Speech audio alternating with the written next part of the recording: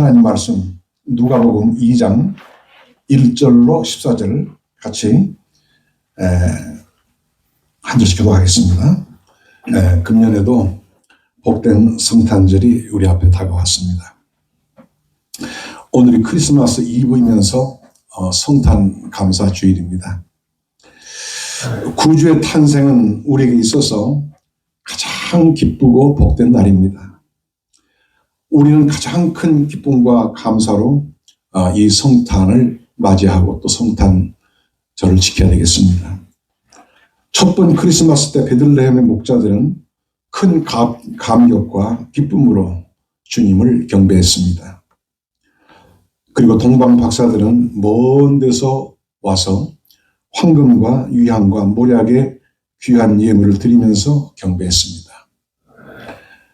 하늘에서 내려온 천사들은 찬송을 부르면서 또 주님께 영광을 돌렸습니다.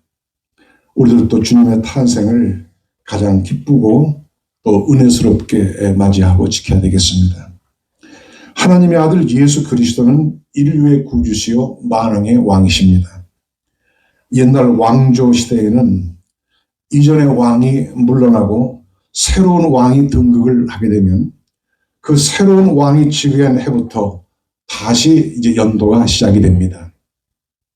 예수님은 인류의 구주시며 만왕의 왕이시기 때문에 인류 역사는 예수 그리스도의 탄생 이전과 이후로 나누게 됩니다. 어느 나라 어느 민족 예수 그리스도를 믿든 믿지 않든 역사는 그렇게 되어졌습니다. 예수님은 탄생하실 때부터 만왕의 왕이시며 지금도 그러하십니다.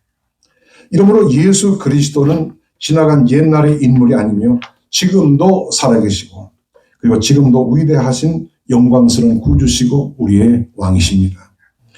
이 교도가 지니고 있는 부적은 그 귀신을 물리치는 힘이 있다고 합니다. 그러나 구세주의 귀한 이름은 사단으로부터 우리 영혼을 지켜줍니다. 이러므로 우리는 언제나 예수님의 그 복된 이름을 항상 간직하고 있어야 합니다. 예수 이름으로 귀신을 쫓아낼 수 있고 예수 이름으로 사탄 마귀를 대적해서 물리칠 수가 있습니다. 성탄은 2000년 전 첫 성탄 때에도 그리고 지금도 인류에게 가장 복되고 희망찬 기쁜 날입니다. 우리는 이 복된 성탄절에 첫 번 성탄을 맞이했던 사람들의 기쁨과 감격과 거룩한 흥분을 성령의 감동 감화 아래서 똑같이 갖게 되기를 진심으로 바랍니다. 우리의 구주께서는 그러한 감동 속에서 기쁨 속에서 경배를 받으시기를 원하십니다. 이 성탄에 대해서 오늘 성경은 말씀하고 있어요. 10절 11절 보라 내가 온 백성에게 미칠 큰 기쁨의 좋은 소식을 너에게 전하노라. 오늘날 다윗의 동네에 구주가 나셨으니 곧 그리스도 주시니라. 여기 그리스도라는 말은 메시아라는 말과 같습니다. 이제 기름 부으심을 받은 자라 그런 뜻인데요. 굳이 말한다면 메시아는 구약의 이름이고 그리스도는 신약의 이름입니다. 메시아는 하나님의 전권 대사입니다. 하나님의 전권을 위임받아서 온 사자입니다. 즉 구원과 심판에 대해서 아버지 하나님으로부터 전권을 위임받아 오신 구주이십니다. 이스라엘은 오랫동안 자기 백성을 구원할 이 메시아 구주를 기다려왔습니다. 그리고 이 메시아는 인류를 구원하시려는 하나님의 시간표에 따라서 이 땅에 오셨어요. 갈라디아 4장 4절에 때가 참에 하나님이 그 아들을 보내셨다 이렇게 말씀하십니다. 그때는 언제입니까? 유대인들이 율법으로는 구원받을 수 없음을 알고 율법의 멍에로부터 해방시켜줄 정말로 참 메시아 새로운 은총의 구주를 간절히 대망하고 사모하던 바로 그때였습니다. 다시 갈라디아서 4장 4절 5절에 때가 차면 하나님이 그 아들을 보내서 여자에게서 나게 하시고 율법 아래 나게 하신 것은 율법 아래 있는 자들을 속량하시고 우리로 아들의 명분을 얻게 하려 하심이니라 이렇게 말씀합니다. 또한 그때는 언제입니까? 그때는 당시 문명 세계를 지배하던 로마 제국이 크게 번창하던 때였습니다. 로마는 그 광대한 영토를 많은 식민지들을 효과적으로 지배하기 위해서 도로 정책을 썼습니다.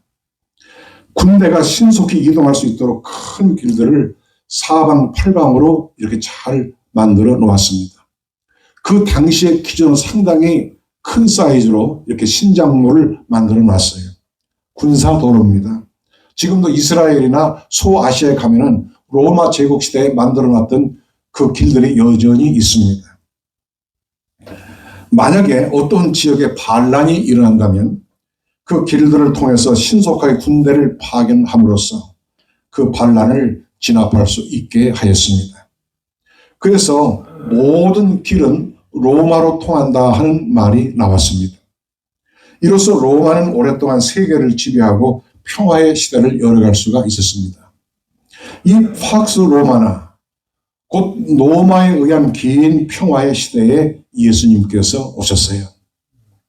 이 사방으로 뚫린 도로를 따라서 다니면서 전도자들은 열심히 복음을 전할 수가 있었습니다. 또한 헬라어와 함께 로마어가 세계 언어가 되었습니다. 이른바 문명 세계에서의 세계 언어가 되었습니다. 즉 헬라어에 이어서 수백 년 동안 로마가 세계를 지배하게 되니 오늘날 영어가 세계 언어가 된 것처럼 로마어가 세계 언어가 되었던 것입니다. 이때야말로 복음이 가장 효과적으로 전 세계에 전파될 수 있는 그런 때였습니다.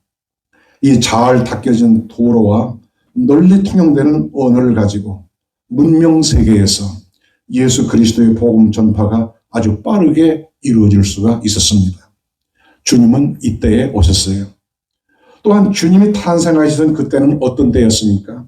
그때는 세계의 모든 종교가 이미 등장했던 때입니다. 바빌론의 종교들에 이어서 힌두교, 불교 같은 종교들이 이미 주전 6세기에서 5세기 어간에 일어났습니다. 그리고 그와 비슷한 시기에 헬라 철학도 나타났습니다. 또 비슷한 시기에 유교도 등장을 했습니다. 물론 마호메트는 예수님 이후에 왔지만 이는 기독교 이단과 같은 것입니다. 이와 같이 이미 세계 종교들이 등장한 후에 참 메시아가 오셨어요. 이렇게 하여서 이제 메시아 곧 그리스도만이 인류를 구원하시려고 하나님이 보내신 참 구주이심을 전 세계에 전파하게 된 것입니다. 요한복음 10장 8절에 주님은 나보다 먼저 온 자는 다 절도여 강도니 양들이 듣지 아니하였느니라 이렇게 말씀합니다. 여기 나보다 먼저 온 자라는 말씀은 이렇게 거짓 선생들과 예수님 이전에 등장했던 이방 종교들을 말합니다. 물론 거짓된 율법 선생과 종교 선생들도 예수님보다 먼저 온 자들이었습니다. 저들은 진리를 말하는 듯 하지만 실은 소경이 소경을 인도하는 자들이었어요. 그래서 저들과 저들의 가르침을 받고 따라가는 자들 모두 지옥불에 들어갈 수밖에 없습니다. 그런데 이제는 참 구주가 이 세상에 오신 줄 믿습니다. 메시아는 인류를 구원하시려는 하나님의 시간표에 따라서 세상에 오셨습니다. 또한 메시아는 하나님이 지정하신 그 장소에서 정확하게 탄생하셨어요. 첫째로 그러면 메시아는 어디에서 탄생하셨습니까? 오늘 읽은 말씀에 의하면 유대 땅 베들레헴에서 메시아가 구주가 탄생하셨습니다. 오늘 본문 1절 2절 말씀처럼 마리아가 요셉과 함께 베들레헴으로 호적하러 갔는데 마리아는 이미 그때 만삭이었기 때문에 거기서 베들레헴에 갔다가 거기서 메시아를 낳았습니다. 그러면 이 베들레헴은 어떤 곳일까요? 첫째, 베들레헴은 다윗의 고향이었습니다. 4절에 다윗의 동네라 그랬어요. 성경은 특히 구약에 보면 메시아는 다윗의 자손으로 오실 것으로 여러 번 말씀하고 있습니다. 이 당시 요셉과 마리아는 이스라엘 북쪽 갈릴리 나사렛에서 살았어요. 그런데 다윗의 후손인 요셉은 그의 조상 다윗의 고향에서 호적하려고 다윗의 고향인 유대 땅 남쪽 베들레헴으로 멀리 잠시 오게 된 것입니다. 당시 로마 제국은 14년마다 한 번씩 정기적으로 인구 조사를 했습니다. 그게 호적을 한 겁니다. 그 인구 조사의 목적은 두 가지인데, 첫째는 통치를 효과적으로 하고, 둘째는 소위 인두세를 징수하기 위함이었습니다. 어쨌든 당시 로마 황제 가이사 아우구스투스의 명에 따라서 요셉은 만삭된 마리아를 데리고 베들레헴으로 갔는데 거기서 구주를 낳은 것입니다. 이렇게 하여서 주 예수 그리스도는 다윗의 동네에서 탄생하셨고 다윗의 후손으로 오신다는 성경 말씀을 응하게 한 것입니다.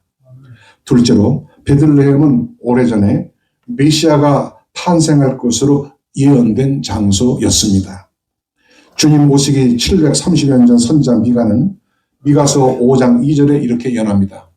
베들레헴 에브라다야, 너는 유다 족속 중에서 작을지라도 이스라엘을 다스릴 자가 내게로 나오리라. 그의 근본은 상고의 태초이니라. 이렇게 말씀합니다. 요셉과 마리아가 우연히 호적하러 베들레헴에 갔다가 메시아를 낳은 것 같지만 사실은 하나님의 시간표에 따라서 정확한 장소에서 탄생함으로써 그 예언이 이루어진 것입니다. 세계 그 어떠한 위대한 사람도 그 누구도 벌써 700여 년 전부터 어느 곳에서 누구의 몸에서 그의 신분과 사명까지 미리 예언되어 탄생한 사람은 단 한 사람도 없습니다. 그것은 오직 만왕의 왕이신 예수 그리스도뿐이시고 그 아기 예수님만이 하나님이 보내신 참 메시아이심을 보여주는 것이에요. 예수님 어느 날 갑자기 나타나서 내가 메시아야, 내가 구주야 이렇게 하신 분이 아니에요. 신약의 첫 줄에 즉 마태복음 1장 1절에 아브라함과 다윗 자손 예수 그리스도의 세계라 이렇게 이 말씀부터 들어가는 말씀으로 기록하고 있습니다. 예수님이 오시기 1000년 전 다윗과 더 나아가 2000년 전 아브라함까지 거슬러 올라가는 것입니다. 예수님은 이런 깊은 뿌리와 배경과 약속을 받아서 약속에 따라서 오신 구주이십니다. 이렇게 약속을 따라서 이 땅에 오신 참 메시아 곧 예수 그리스도를 통해서 구원을 얻게 하시려는 하나님의 경륜으로 되어진 것이에요. 이는 이 세상 그 어떠한 사람도 흉내낼 수 없는 참 구주라 할 것입니다. 셋째로 베들레헴은 예전부터 성전에 제물로 바쳐질 양들을 키우는 곳입니다. 그래서 오늘 말씀에도 목자들이 등장하지 않습니까? 베들레헴은 하나님의 성전이 있는 예루살렘에서 아주 가까이 있는 그런 고장이었습니다. 그래서 각지에서 성전에 올라와 제단을 쌓는 이들은 여기 와서 양을 사서 예루살렘 성전에다가 바쳤어요. 그러니까 먼 데서부터 양을 같이 데리고 오는 건 어려운 일입니다. 그러니까 홀몸으로 왔다가 베들레헴에서 양을 한 마리 혹은 두 마리 사서 성전에 갖다 바쳤어요.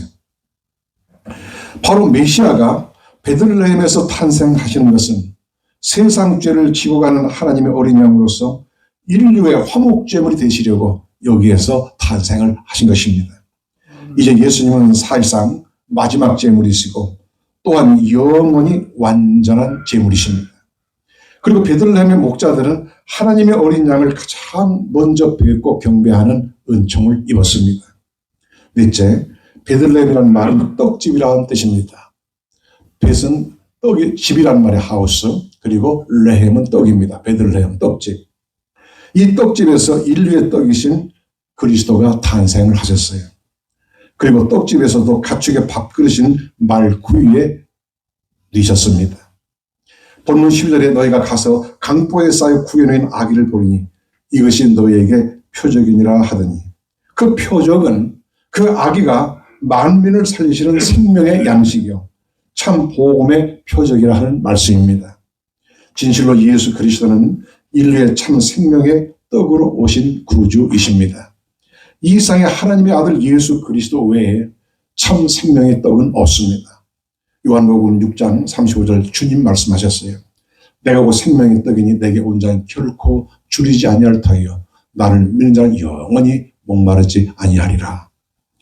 이처럼 구주가 베들레헴에서 탄생하신 것은 깊은 뜻이 있고 결코 우연이 아닙니다. 즉 예수님의 탄생은 다윗의 자손으로 오신 이인 것을 보이고 선지자들의 예언의 응답이며 세상 죄를 지고 하나님의 어린 양이시며 생명의 떡이심을 보이는 것입니다. 오늘 이 복된 메시아 아기 예수님을 크게 기뻐하고 찬양하며 경배하는 여러분들께서는 하나님의 특별하신 은총을 입고 그의 자녀가 다 된 분인 줄 분명히 믿습니다. 둘째로 메시아는 어떠한 모습으로 탄생하였습니까? 본문 6절 7절에 말씀합니다. 거기 있을 그때에 해산할 날이 차서 맏아들을 강보로 싸서 구에 누였으니 이는 사관에 있을 곳이 없음이로라. 다시 말하자면 참 메시아께서는 즉 우리의 구주는 어린 아기의 모습으로 탄생하셨습니다. 구주께서 어린 아기로 오신다는 말은 베들레헴으로 오실 것을 예언한 미가 선지자와 거의 동시대 사람인 주전 700년 전 선지자 이사야가 예언했습니다. 여러 선지자가 여러 모양으로 예언했을지라도 하나를 가리킵니다. 이것이 성경의 일관성이고 성경의 진실성이라 할 것입니다.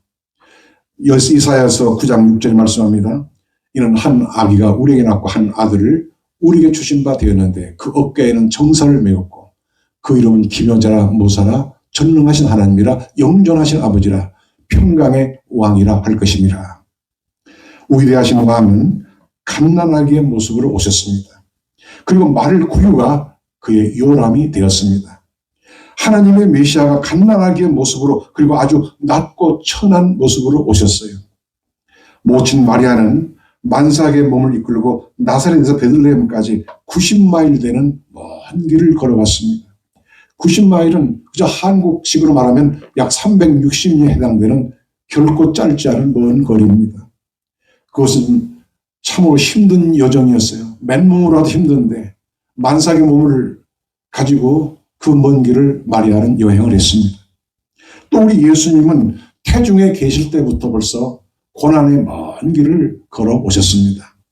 그리고 아주 어렵게 요셉과 마리아가 베들레헴에 도착했을 때 거기서는 사방에서 모여든 사람들로 북적거렸고 여가는 손님들로 초만원을 이뤘습니다.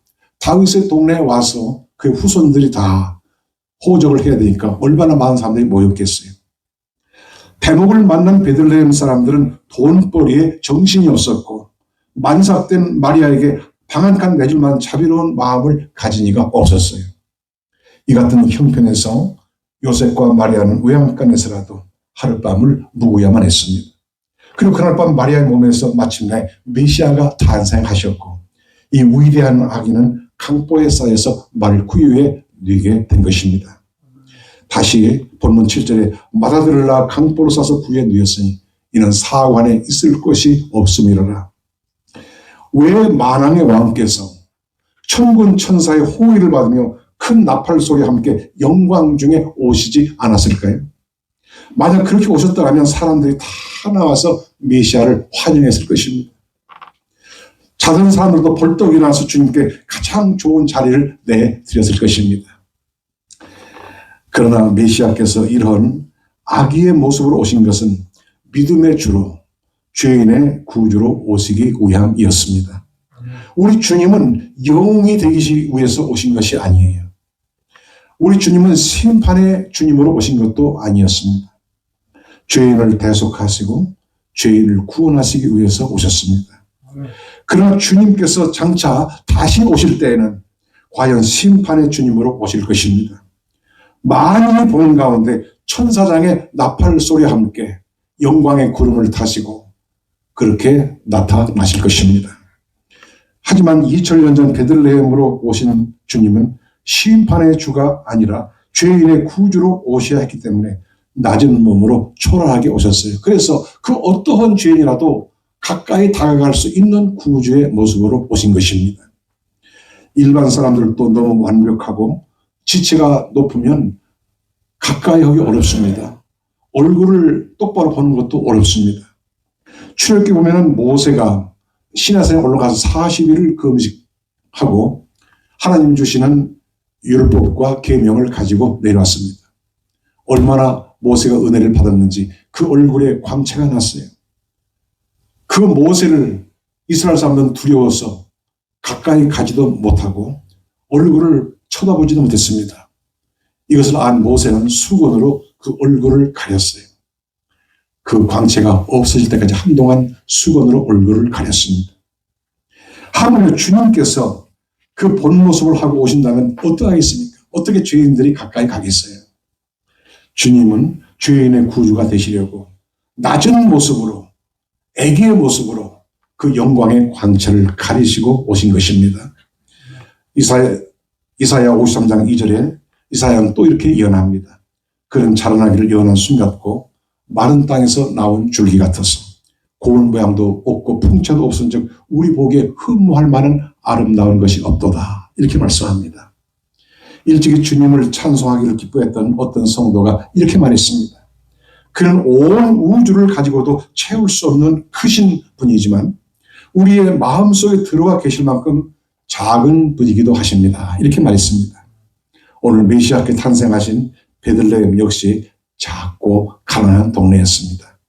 그곳은 목동의 고을이었는데 목동은 그렇게 위대한 사람들이 아니에요. 지체가 높은 사람들이 아니에요. 목동은 다른 사람들이 잘 때에도 잠을 안 자고 양떼를 지키는 사람들이었습니다. 이제 하나님의 어린 양으로 오신 구주께서는 밤에도 자지 않고 자기 양떼를 지키는 목자들의 가장 먼저 뵙고 경배하는 은혜와 영광을 주신 것입니다. 주님이 이렇게 낮은 모습으로 오심으로써 우리는 놀라운 은혜를 입었습니다. 그의 지극히 낮아지심으로 우리가 지극히 높으신 분의 자녀가 됐습니다. 그가 처한 자리를 취하심으로써 우리는 영광의 자리를 얻게 되었습니다. 그의 지극히 가난하심을 인해서 우리는 큰 부요를 누리게 됐습니다. 고린도 후서 8장 9절에 우리 주 예수 그리스도의 은혜를 너희가 알러니와 부요하신 자로서 너희를 왜 가난하게 되시면 그의 가난함을 인하여 너희로 부요케 하려 하심이니라. 이렇게 바울은 말씀하고 있습니다. 이러므로 구주의 탄생은 얼마나 감사한 일입니까? 얼마나 우리에게 복된 일입니까? 우리는 진실로 만입 있어도 그 은혜를 다 말할 수 없고 다 감사할 수 없습니다. 오늘 이 위대하신 우리 주님을 크게 기뻐하고 찬양하는 여러분 되시기를 축원드립니다. 셋째로 결국 메시아는 큰 기쁨의 좋은 소식으로 오셨습니다. 본문 10절을 보니까 천사가 이르되 무서워 말라. 내가 온 백성에게 이 말 큰 기쁨의 좋은 소식을 너에게 전하노라. 보통 좋은 소식이 아니에요. 큰 기쁨의 좋은 소식이라고 이렇게 천사가 말합니다. 즉 메시아의 탄생은 참으로 복된 소식이고 큰 소식입니다. 그런 사람의 힘으로 해결할 수 없는 인생의 궁극적인 문제인 죄와 사망의 문제를 해결하시기 위해서 오신 구주세요. 이 죄와 죽음의 문제를 해결할 수 있는 소식이야말로 인류에게 있어서 진정한 복음입니다. 이 복음이라는 말은 본래 매우 힘들고 매우 처절한 싸움에서 기적적으로 승리하고 그 싸움의 결과가 어떻게 될까 초조한 마음으로 기다리는 백성들에게 전쟁에 승리한 소식을 가지고 전력을 다해서 달려온 전령이 우리가 이겼습니다. 우리가 승리했습니다.